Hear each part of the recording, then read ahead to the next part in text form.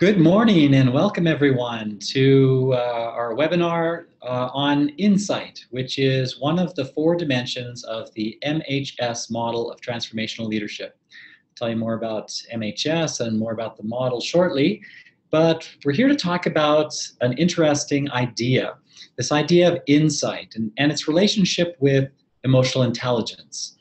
How does emotional intelligence relate with or provide the foundation from which we can do insight better? And I'll tell you more about what we mean by that shortly.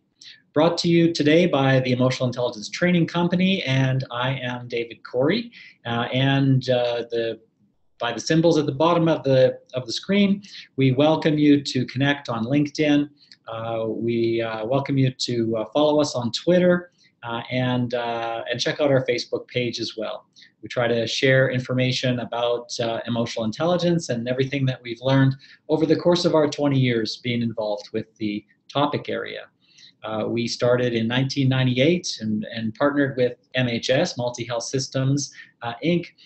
Now goes by MHS Assessments.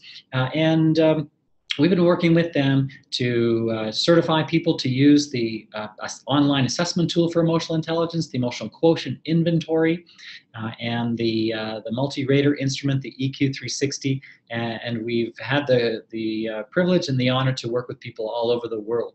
So now, let's start and tell you more about insight. Now, one of the ways that I know to do that is to tell you a story, and I'm going to tell you a story that goes way back to 1962.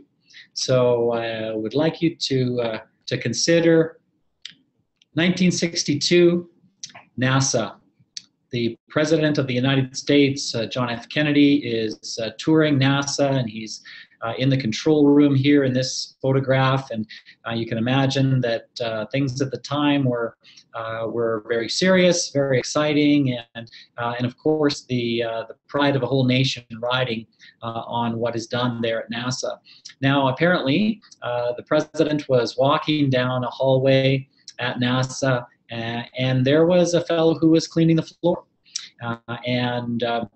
the president thought probably that he would brighten this guy's day and go up and say hello and stick out his hand and say, "Hi, how are you?" And so there's this fellow, the president of the United States puts out his hand and says, "Hello, sir. I'm John F. Kennedy. What's your name and what do you do here at NASA?" And the guy could have said, "What are you, an idiot? I'm clearly the cleaner. I'm standing here with a broom in my hand, sort of sweeping the hallway." But he didn't. What he said after he said his name was, "Mr. President, I'm sending a man to the moon." And this little story really encapsulates what we mean by insight. The fact that this fellow did not see what he was doing as merely cleaning the floor, a fairly menial task, low-level task, but that he saw that he was making a contribution to something that had greater meaning and a greater sense of purpose. So I'm going to refer back to this story many times throughout the webinar, but really this really captures it nicely, the whole idea of sharing what it is that we, from our perspective within an organization, view as having meaning and a sense of purpose that other people can attach to, get inspired by, etc. And so what we're going to do here in this webinar is we're going to have the presentation run for about 30 minutes, and at about 10:30, I'm going to end the presentation and open it up to questions and hopefully provide some answers to you based on the content presented here today. So let's carry on, and we'll take a look now at our agenda for the morning. So for the next 30 minutes, talk about what insight is and how it is a leadership dimension. Then we'll talk about why it matters so much in terms of organizational effectiveness. Then we'll talk about the EQ competencies according to the model that we use of emotional intelligence, how they are correlated with insight. Then we'll have a bit of a summary and then open up the floor to questions, and hopefully I'll provide some answers there. Okay, so this is our four-dimension model, or rather, it is the MHS model of transformational leadership. It consists of four dimensions: authenticity and coaching, which we've covered in previous webinars. And you're certainly welcome to view those webinars. You can take a look at those in our archive. Then today is all about insight, and then stay tuned for our future webinar, where we will be covering innovation. So insight is where a leader provides their insight by sharing a purpose and hopeful vision for colleagues to follow. Employers are compelled and inspired to exceed goals. So this is a brief summary of what insight actually is, and now we're going to continue on and take a look at more about what insight is. I just couldn't resist this this image of this little girl. She's so excited. She has this great information, and she's excited about something that she knows about, and that's probably true with a lot of us when we come across something that really appeals to us, that really fits for us, that really has a great deal of significance for us. We're very excited about it, and we have that moment of insight.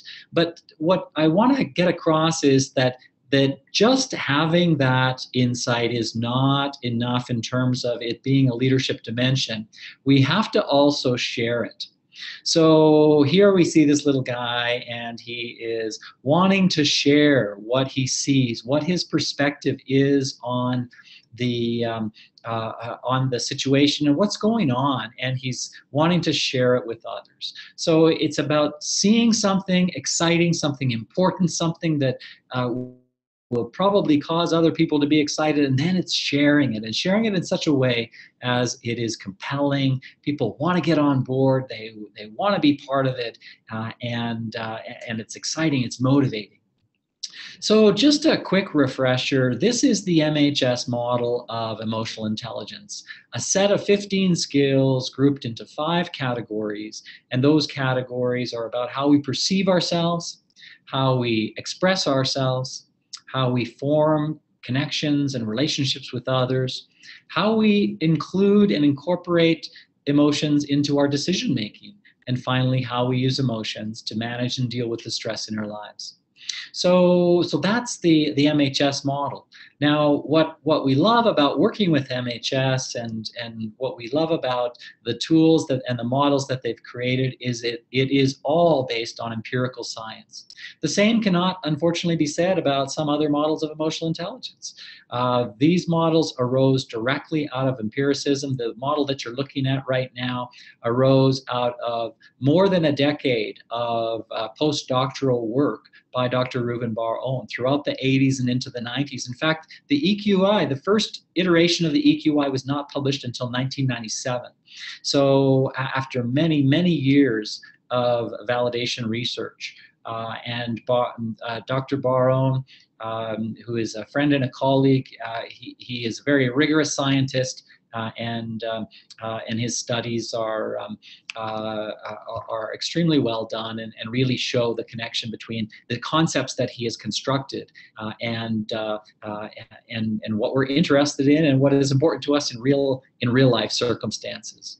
So there's that model that we're going to show how it correlates with the leadership dimension of insight momentarily. Now, here is a sample page from an EQI report, an EQI leadership report, and you can see there that we've got scores in each of the 15 EQ competencies. We've got scores in each of the 5 composite competencies, and you see a little gold bar at the top of the along the bar graph. That gold bar is the scoring range of the top 50% of a particular sample of effective leaders. And so the idea there is that you're not just being compared with a representative sample of the North American population as you would normally be with an EQI. You're also compared with a sample of very effective leaders. And so you may be higher than the population average, as in empathy at 105, that's 5 standard points higher than the population mean of 100. However, it's not quite at the leadership bar, which is compelling for leaders to want to improve their empathy and be better at empathy, recognizing how critical and important empathy, for example, is to effective leadership. All right, so here are the EQ competencies that most highly correlate with each of the 4 dimensions of the MHS model of transformational leadership. So what you see are the top 6 correlations. So again, MHS is rigorous about their science. All of this goes back to what can be proven. This is all evidence-based practice. There is nothing that's made up or thought to be true about this. It's all been demonstrated to correlate, to be associated, etc. So how did they correlate these? Well, they used an assessment tool which measures authenticity, coaching, insight, and innovation. And they correlated those results with results from the EQI. And so one of the things that you may notice looking at this model right away is that self-actualization has the highest correlation with each dimension of the model, suggesting that self-actualization is one of the most critical pieces of leadership effectiveness. And we'll talk more about this certainly, but if you are not in a role in which you find purpose and meaning and you can demonstrate your passion for the work, then you will be a less effective leader. So again, we're going to zero in on that bottom left-hand quadrant there. We're going to look at insight. We're going to understand more about insight and its importance as a leadership dimension. So the first EQ competency that correlates with insight, as I mentioned, is self-actualization. And I chose this image, this quotation from Steve Jobs. And of course, I could talk about Steve Jobs for hours. I find him a fascinating individual, fascinating from an emotional intelligence perspective because he's very good at some things and really struggles with others. And he certainly has a lot of interesting backstory to it, and highly recommend his biography if you ever get a chance to read that. All right, so self-actualization, the reason it's so important is its connection with inspiration. That when we ourselves are in a role where we are self-actualized and we have a leadership impact on others, it is also inspiring. The fact that you are inspired inspires me. And then the connection with meaning and purpose are that when we're involved in what has meaning and purpose for us, just like the janitor at NASA, to be able to see that what I do contributes to something that has a greater meaning and a sense of purpose and provides a sense of fulfillment to me to be involved in, all of that impacts positively on others. There is a correlation with a dedication to continuous improvement, and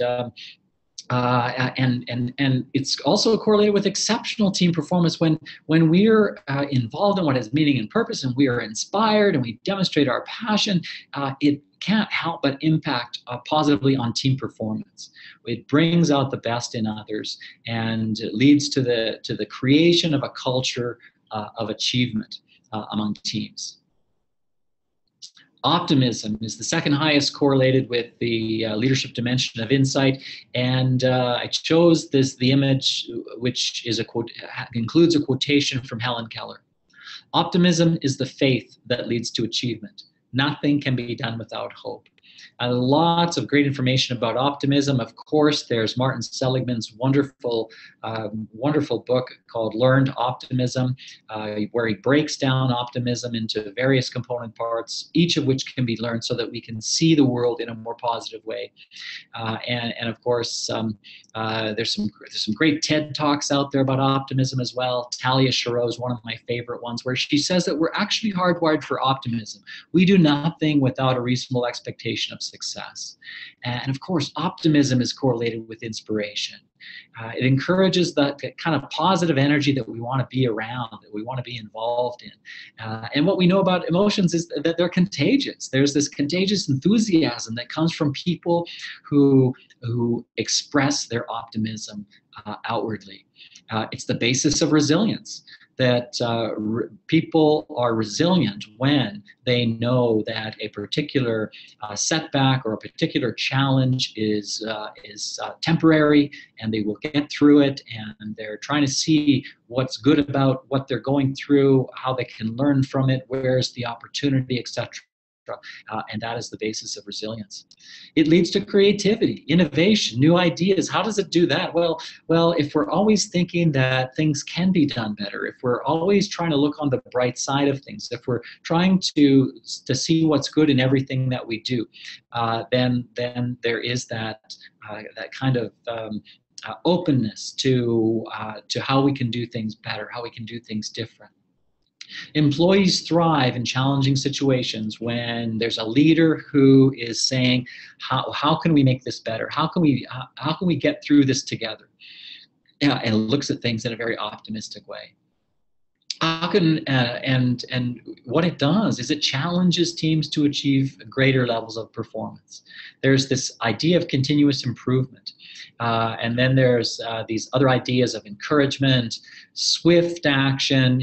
If you work for an optimistic leader who says you can do it, we can do it, everything is possible, you see people taking swifter action. They're not cautious, and they're not afraid to take risks, etc. And so we've got more people seeing possibility and risk taking. Self-regard is another EQ competency, again, that contributes to and leads to more demonstrating more effective insight.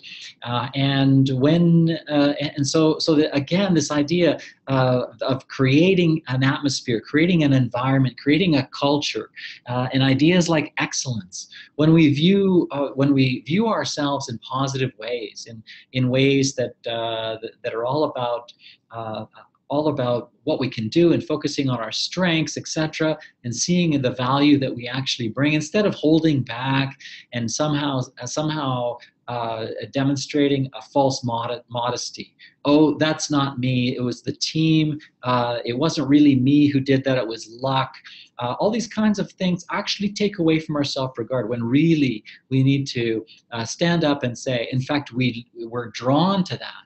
When someone says, I'm here, we're going to get through this, we're going to do this, they demonstrate that kind of self-regard that says, I'm competent, I am confident to handle this. I do like the image that I chose there. Take care how you speak to yourself, because you are listening. And really it is that self-talk where our self-regard is made real. When we exude positivity, we handle excellence in others well. It is people who struggle with self-regard, who struggle to see that they are worthy and deserving and of value, that have a hard time when other people excel. And so they do things to sabotage others, etc., to make themselves feel better. But when we have a healthy self-regard, we can handle excellence in others well. And that boosts the self-regard of others. It contributes to surpassing targets. It inspires confidence. We are a role model. Other people want to follow us. We get better decisions because we're more confident in ourselves, and we also encourage that self-confidence in others. And all of this leads to greater productivity. Social responsibility is the EQ competency, which is all about what are you doing for others. I love the Martin Luther King quote, what are you doing for others? It's how are you sharing what you know, what you have with others. We've got this idea of serving as a champion for your team. That people see you as someone that is going to contribute, is going to give of their time, give of their expertise, etc. Then there's this idea of upholding the moral and ethical compass. We respect people who do that. We respect people who demonstrate their moral fiber and the fact that they act in ethical and noble ways. We respect that. We're drawn to it. We want to follow those people. People who place team goals ahead of their own. We know that they're not going to stab us in the back when we turn around. And when we see people contributing and giving of their time and of their expertise, we admire those people. It's laudable. We want to follow them. And we see that their generosity of spirit is something that we want to be like. And all of this promotes employee engagement. People want to be engaged with that kind of energy. It raises morale. There's the opportunity for mentoring. I want to be mentored by someone like that. And when they contribute to overall development practices in an organization that build talent, and all of that leads to loyalty and commitment. And long-term relationships, addresses retention issues, etc. So again, in a small way, we see how social responsibility contributes to not only insight, but to many aspects of organizational effectiveness. Let's take a look now at interpersonal relationships. Interpersonal relationships is one of our 15 EQ competencies, as are the others. And if you're just joining us and missed the introduction, we're talking now about the EQ competencies that provide the foundation upon which insight, which is a leadership dimension, is built. Talk more about insight and its critical importance momentarily. However, one of the things that I wanted to do right now is talk about the importance of interpersonal relationships to leadership. So if you value maintaining confidences, that is, you don't gossip about others, you don't betray confidences, people get that you value the relationship that you have with them, and that you value team harmony. And that you value open communication as well, the free sharing of ideas. This engages the hearts and minds of the team, and knowing others in a personal way engenders trust, loyalty, commitment. We don't trust what we don't know, interestingly. And so the more we know about our leaders, the more we have opportunities to trust them and be loyal and commit to them. And if you do create a strong rapport with others, then you can motivate and inspire others towards challenging goals through that rapport and through that relationship that you've got with them. Healthy interpersonal networks throughout the organization. Imagine how you can get things done when you can pick up the phone and call the person that you need to talk to, and you already have a relationship with them. It's not like you need something from them, and so you're going to develop a relationship with them. If that's your motivation, as Dale Carnegie famously wrote in 1936 in his book, How to Win Friends and Influence People, then that's not going to work. That's simply wrong.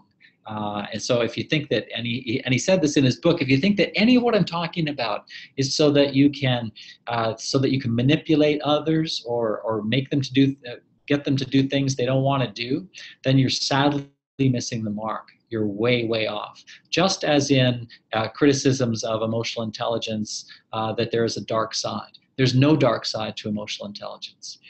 There may be a dark side if people choose to use some of the tools and related competencies for their own good, but ultimately that is not intelligent, and so it's not emotional intelligence. Healthy interpersonal networks throughout the organization, and finally, personal influence and leverage to get things done, which is what organizations do. So those are 5 of our competencies. The 6th one is emotional expression. Now, when you have this ease of expression of thoughts and feelings with the team, and you let them in, you let them know what's going on beneath your surface. We often use that wonderful iceberg metaphor. It's what's going on beneath the surface. That's what matters to people. That's what people want to know about. That's where we connect. You become known and trusted when you freely express your thoughts and feelings with the team. We encourage others to share, and that leads to better decisions. When I know what you're thinking and your perspective is on a particular decision, that leads to better decisions. We want to promote, again, and encourage a culture of open communication. Others feel comfortable coming to you with thoughts, feelings, concerns, and it can help stay in communication, which is so critical in difficult times. Often in difficult times, when people feel like there's a lack of safety, then they go to silence. which of course is a critical communication barrier. And so what we want to do is help people to stay in communication through our free emotional expression. All of this leads to mutual trust and respect.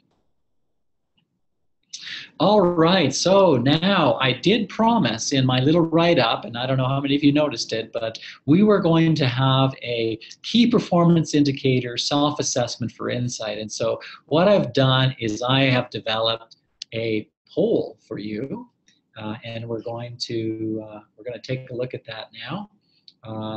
And you should see, hopefully, shortly, as soon as I figure out how to get this to work. Okay, what I have to do is I have to click launch poll. All right. So now you should see on your screen, you should see a poll. And so what I'm going to ask you to do is to respond to these key performance indicators for insight. I demonstrate to others that I love what I do. You either do that or you don't do that. And think about how you do that. And then what is your sending a man to the moon story? What is the story for your organization? And then do you share it? Do you share your sending a man to the moon story with others? And then my passion and enthusiasm for the work that we do inspires others. So we've got lots of yeses. Well, keep responding, jump in, respond if you would. And then question number 5, I share the meaning and sense of purpose I experience in the work we do. And we've got people who do that.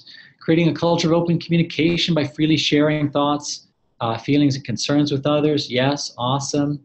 Got people doing that.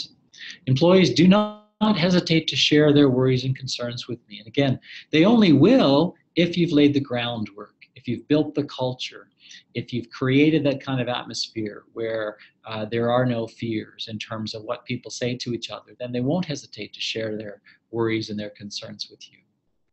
So we just have 7 questions, just really wanted to demonstrate to you, if there were key performance indicators for insight, what would those be? Well, here's just an example of 7 of them. And so, what I think this extremely positive response. So, for example, for question 1, I demonstrate to others that I love what I do.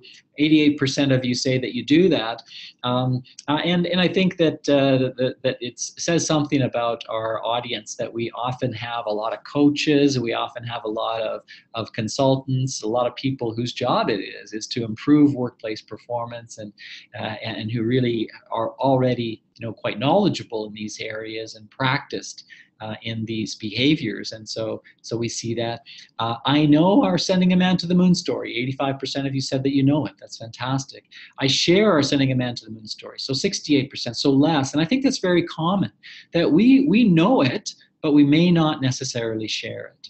And of course, we can think of many other examples where of sending a man to the moon story. There's, there's Pike's Place Market, which is in Seattle. And if you've never seen them throwing the fish around, that's their sending a man to the moon story is that they're creating a shopping experience for people. And then there's the 1-800-GOT-JUNK man to the moon story. Theirs is that they're improving the lives of people. They're not just picking up junk, but they're improving people's lives by helping them to declutter, etc. Passion and enthusiasm inspire others, 86%, fantastic. Share the meaning and sense of purpose I experience in the work we do, 93%. So it's excellent. So these are kind of numbers that I might expect, that you're all sort of demonstrating these key performance indicators, and that's awesome. But think of others that you know, others that you work with. Are they doing these things? And we're very happy to send this list of questions and many more. If you want to have a copy of those, we can send those out. So I'm going to end the poll now. And we had a pretty good response. So thank you everyone who contributed to our key performance indicator self-assessment for insight. Okay, so let's just share the results with everyone. what's really difficult to know about these webinar programs is what other people are seeing. So it's tough for me to know exactly what it is that you see on your end. So I hope that you see that, I hope you see what I see in terms of demonstrating to others that I love what I do. 90% of you said that. 90% know the Sending a Man to the Moon story. 73% said that they share it. 90 say that your passion, enthusiasm inspire others. Awesome. All right. So let's get back to our presentation now, and let's take a look at get that out of the way and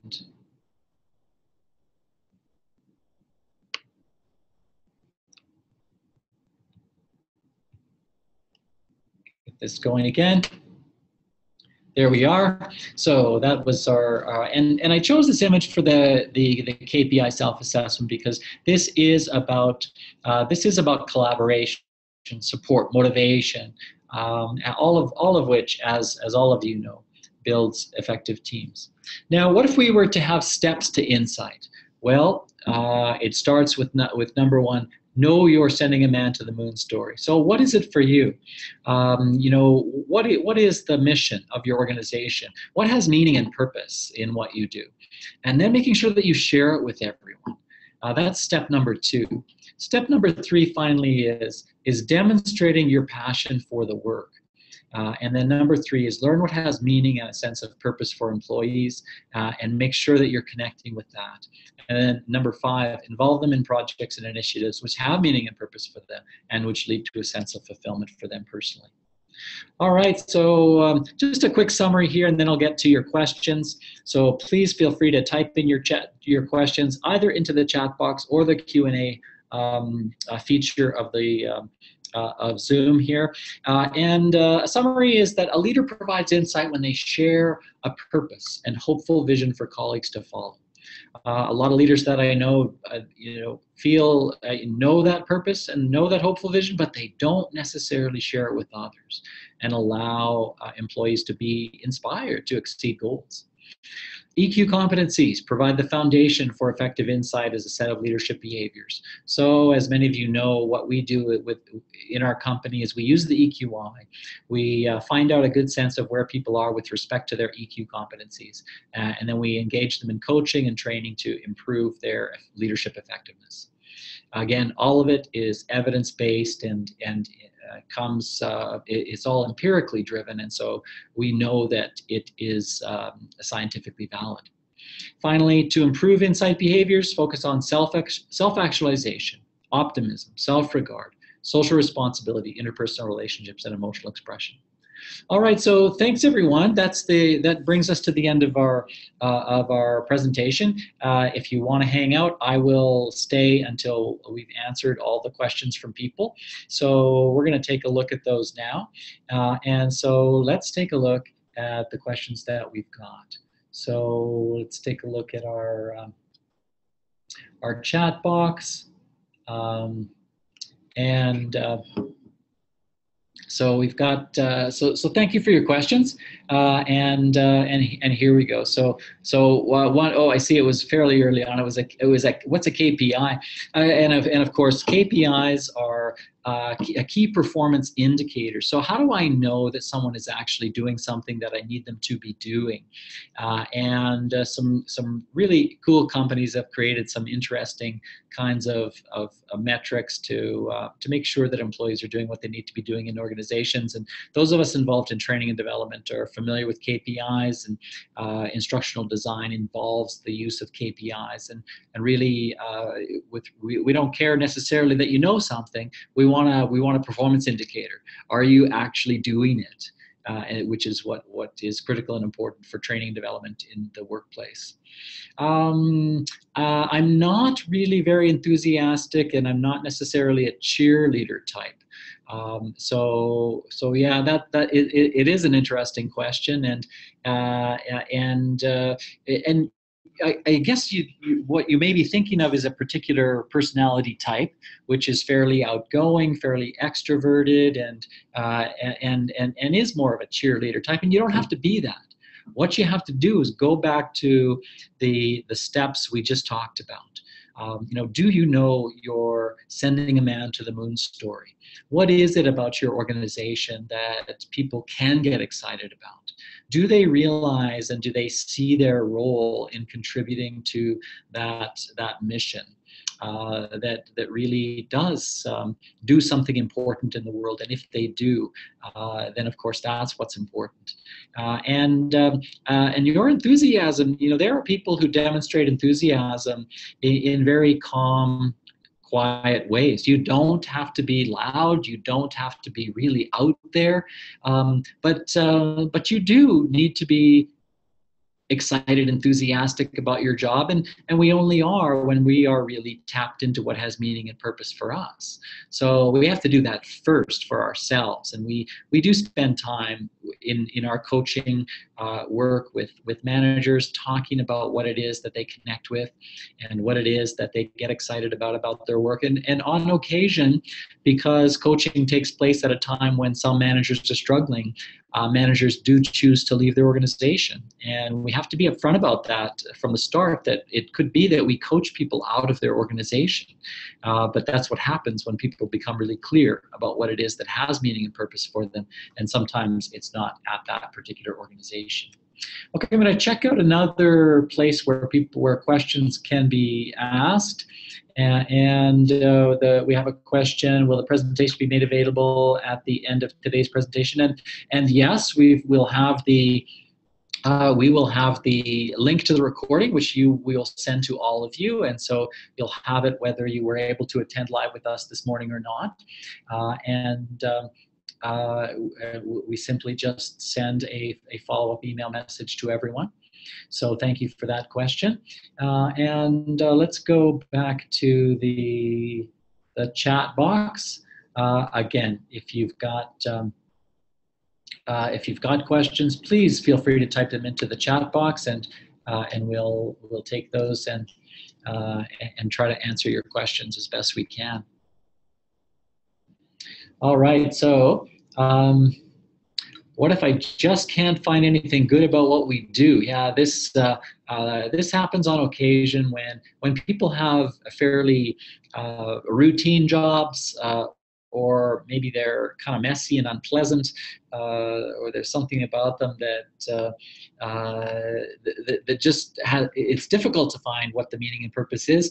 I think my perspective on that is that there are always creative ways of finding meaning and purpose in what it is that we do. And so, if it is simply moving things from one place to another, it's the reason behind that. Why are we moving things from one place to the other? And in many cases, moving things from one place to the other is doing something for someone else that, again, has an emotional basis. So, we only move things from one place to another when we have good reason to do that. And if it is making things better, making things more efficient, creating space for other things, sometimes we really have to dig deep in order to find what has meaning and a sense of purpose in various jobs that we do, in various work that takes place. So it is seeing about how it impacts on others and how it impacts on the lives of others. Okay, so here's an interesting question. How does Donald Trump score on the insight dimension of leadership? Well, that's a good question, and I'm certainly not a Donald Trump expert. I do not follow him, and I don't sort of watch every broadcast, etc. What we could perhaps presume, and what we could perhaps question about Donald Trump's insight dimension of leadership is that people are kind of in a more traditional way expecting him to fix problems rather than expecting him to motivate them to fix problems. So it's kind of a traditional view of leadership, and I think that what's happened with the whole Donald Trump phenomenon is this kind of throwback to a more traditional, a more primitive time, where the leader will come in and solve all of the problems of the people, and unfortunately, a majority or enough Americans thought that way in order to elect him, whereas other leaders, other potential candidates, and again, I'm no expert on this stuff, actually represented the way of the future. Certainly, Barack Obama was that futuristic leader who was much more inspirational, and of course, was only thwarted by people who believe different things about leadership, etc. So I would say that Donald Trump would probably score, if we looked at the 6 dimensions of insight, Lawrence, who asked the question. These are things like self-actualization. So I think perhaps Donald Trump would score very high on self-actualization. Optimism, I think he'd score very high on optimism. Self-regard, well, we know that he scores kind of in the pathological area on self-regard. So he thinks so highly of himself that he's kind of separates himself from other people. So he doesn't view himself as a fellow traveler on the planet. He views himself as something other than. In terms of his social responsibility, well, his social responsibility is kind of restricted to certain people, unfortunately. Interpersonal relationships, I don't know that he's all that good at relationships with others. And I think that they are in relationship with him for other reasons, other self-interest, etc. Emotional expression, I think he's really not good at emotional expression. We really don't know exactly what he feels about certain issues, because he doesn't necessarily tap into that himself. He doesn't think that's important. Okay, here's another question that we've got. How can senior levels of management leadership be persuaded to consider emotional intelligence training and coaching as an investment versus an unnecessary expense? Excellent question, and of course we get this frequently, and we have to help senior levels of management leadership see that what we're talking about here is we're talking about organizational effectiveness. We're talking about an organization's ability to be competitive. We're talking about an organization's ability to be more efficient in how things get done, because what we know is that things get done through people, and people are motivated by emotions. It's the only thing that motivates people is emotion. It's the only thing that causes human beings to do anything. We are motivated by emotions. It's right in the root of the word emotion is motion, motivate. And so we have to help people to understand how critical and important understanding the emotions of employees is. And we have to help managers, who are mostly managers because of their technical skills, not because of their emotional skills, how they can learn how to do things better, and how they can learn how to be the kind of leaders that people are motivated and inspired by, and the kind of leaders that people want to work for, the kind of leaders that encourage and support the growth and development of motivation. Okay, so I'm just going to find out what's wrong here with the screen, and try to get the screen back here momentarily, and this should do it. Okay, so again, senior levels of management leadership are only going to be persuaded to consider emotional intelligence training and coaching when they see the ROI, when they see the return on investment. So we have some excellent documentation on ROI. If that's information we can share with you, we would really like to do that. We've got one which is we call it the ROI document. In fact, 9 case studies of major organizations that have used emotional intelligence training and coaching to improve their effectiveness, and which nicely demonstrate ROI. So of course, organizations don't make business decisions unless they see the return on investment that can be had. And so this is how we have to help organizations see the importance of emotional intelligence. Here's another question. So what do we do when our team has diverging insights or vision? This is a really kind of a complicated situation, and and we have to get everybody on the same page first, right? So sort of going back to the Patrick Lencioni model, which we use frequently in our training, the 5 dysfunctions of a team. We start with the broad base of the pyramid, that very first step in creating team effectiveness, which is trust. When teams have diverging insights or vision, if they don't trust each other, you're not going to come to agreement on what those things are. And so we start even further back. So we need to get people, understanding more about each other and sharing and learning together in order to start to build trust. People have to start doing what they say they're going to do. People have to start letting others know more about them and what's going on for them. So I would go back to a third-party facilitated session with the team and start with trust. And then start to understanding, once we have a bit of trust that each other really want what's best for the organization, then we can start having those difficult or crucial conversations about diverging insights or vision, so that we can get on the same page. Here's another great question. What about leaders who talk the talk but don't walk the walk? Yeah, we get this all the time, and people frequently bring up this situation, and we've all been there ourselves, and we've all done this. Why do people talk the talk and don't walk the walk? It's because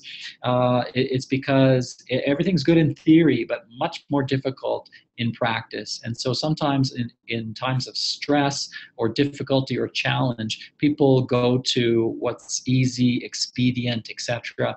And so they may talk about the importance of collaboration, but then faced with a challenging or stressful, difficult decision, they may make an executive decision.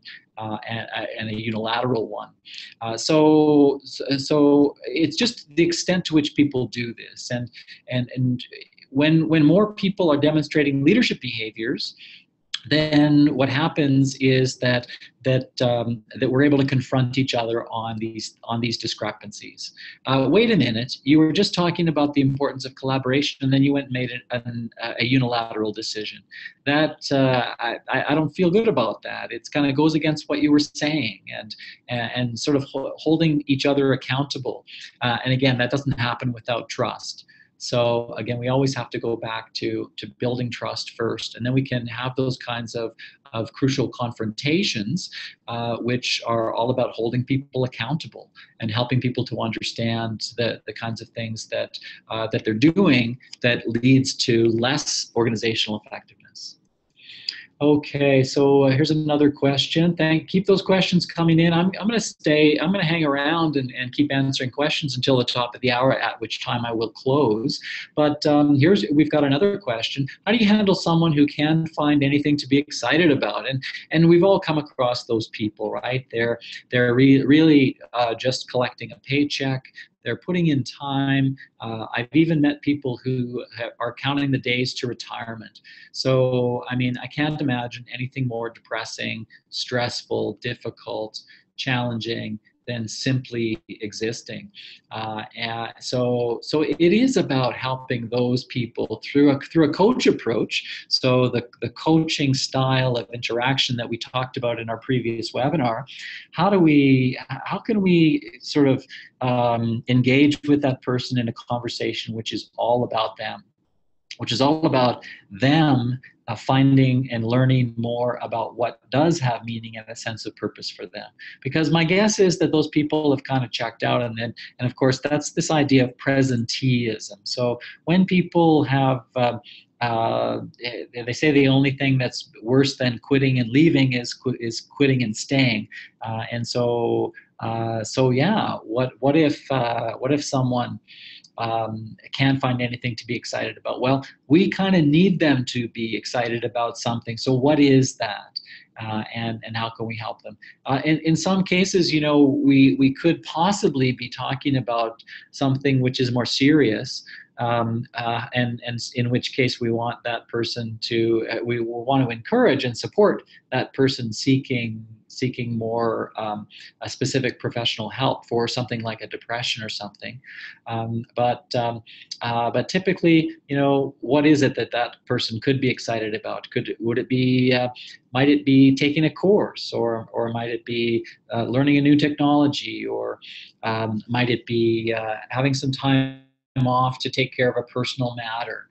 These kinds of things. So it is, really trying to find out what people can be excited about, and helping them to see that and getting them engaged in it. Okay, so what else do we have here? I really liked where you were going with these questions. So here's someone who says, what if I'm not that happy all the time? And again, I think this is probably in relation to, how do I inspire others when I'm not happy, or I'm not inspired myself. This is very similar to the last question about, what if I, can't find anything to be excited about? Again, when we're going back to the number one associated EQ competency with leadership effectiveness in all 4 leadership dimensions, it's self-actualization. So unless we ourselves are self-actualized, we are going to be less effective leaders, and that's just a fact. So we have to look at our own self-actualization. What is it that's going to, give us that juice, give us that enthusiasm, give us that infusion of motivation, inspiration, so that we are demonstrating our passion for the work again? What are going to be perhaps the changes that we have to make in order for that to be the case? So again, we look to ourselves first, and find out what motivates and excites us. Then we can impact others positively, and demonstrate this fantastic leadership dimension of insight, which is making sure that we know what the meaning and purpose of the work we do is, and then making sure that everybody knows our sending a man to the moon story. So when you ask them what they do and their job is simply putting boxes onto conveyor belts, they can say that we're actually making people's lives better through the provision of the products and services that we offer. So all right, I'm just going to check one more place to see if I've answered all your questions, and then I'm going to assume that there are no more questions from you. And I'm going to thank all of you. Once again, I'm David Corey with the Emotional Intelligence Training Company. We provide the EQI and EQ360 certification course in major cities across Canada and around the world. We will also be offering the courses online for those of you who are unable to travel to our public enrollment courses in Canada. We also offer that course internally in a custom in-house way for organizations around the globe, and we also custom create leadership development solutions for organizations. And so we'd love to talk with you about work with your organization, or maybe a keynote talk at your next conference. But for now, I'm going to wish you all a wonderful day. And please join us again on future webinars. I'm David Corey, signing out. Thanks, everyone. Bye for now.